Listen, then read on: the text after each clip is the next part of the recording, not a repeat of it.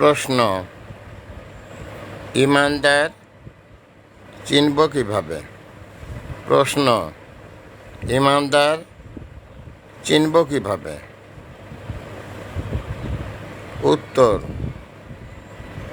যাকে দেখবেন 1 টাকাও তার সঞ্চয় নেই, পথে ঘাটে শুয়ে থাকে, খেতে পায় না,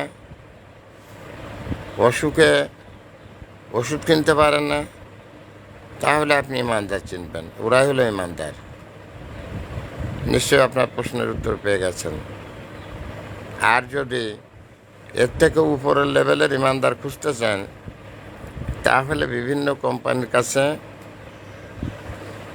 জানাতে হবে এমন একটা মেশিন তৈরি করার জন্যে, যেটা মানুষের শরীরে টাচ করলে সেই ইমানদার কিনা এটা ভেসে উঠবে।